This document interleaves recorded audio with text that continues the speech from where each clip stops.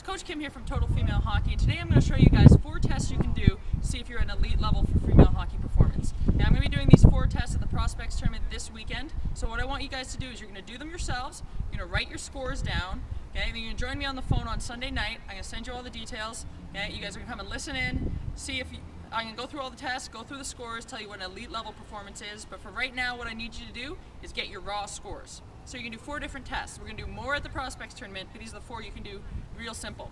The first one, standing long jump. Okay, so you're going to get a measuring tape on the ground. You're going to measure it in centimeters. Okay, for all of you Americans, I apologize, but that's the way I do it, centimeters. Okay, all you're going to do is just jump, okay, land. You're going to mark it from your furthest foot back, so you might want to get a partner to help you. Okay, you're going to mark it, measure how far you jumped off 2 legs. And you're going to do 2 other versions of this, so 1 other version, 1 off each leg. So you're going to do the same thing off your right foot. Your left leg has to be in the air when you start. You can't start with both feet on the ground. Same thing, you're going to jump it, and you have to stick your landing. Now, hopefully you jump a lot further than that. Okay, but if you land and you stumble out of it, it doesn't count. You have to be able to jump that far and absorb the landing and stick it. Then you go around and do the exact same thing on the left foot. So you need your score for how far you jumped on 2 feet, how far you jumped on your left, and how far you jumped on your right, all in centimeters. So that's the first test, standing long jump. Next one you do is push-up test. Okay, now I can't be there to watch you do it, so I'm going to demonstrate what the good and bad push-ups look like, but only count the ones you did perfectly. So you may need someone else to watch you, make sure you have good form. It's how many push-ups you can do in a minute without stopping. So you can't put your knees down, you can't rest at the top. It's continuous for a minute. If you only get to 15 or 20 seconds, that's fine, okay, but you don't get any opportunity to rest and go again. So I'm going to show you a couple.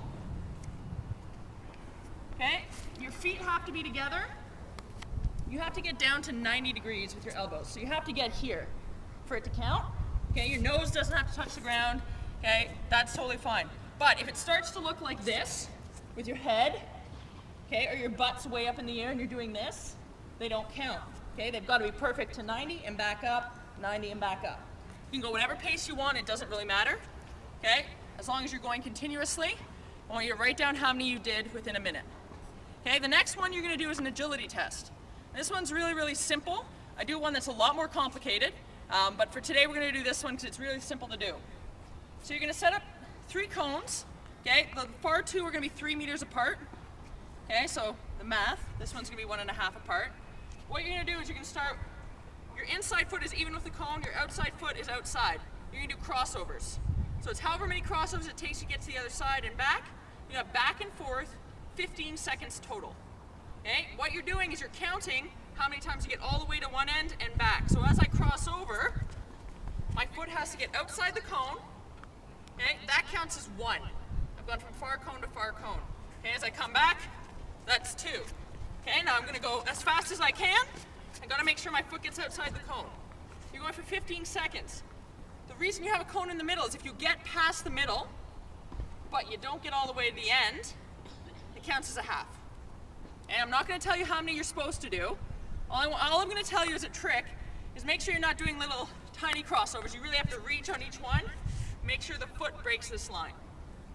So that's your third test. Standing long jump, push up, and agility, crossovers. Okay? Make sure you're not doing karaoke either. It's just crossing in front. The last test, everyone's least favorite test, is the running test. What you guys are going to do, okay, is a 300-meter shuttle. What that means, you're going to set up 1 cone. That'll be 0. Okay, the other one is 25 meters away. It's just to give you an idea how far away that is. You're going to have to measure that out. What you're going to do is you're going to run to that far cone and back, okay, 12 times. So what that means is there and back is 2 times. Or you can do it 6. So there back is 1, there back is 2, there back is 3, all the way up to 6. So it's 25 meters times 12 for a total of 300 meters.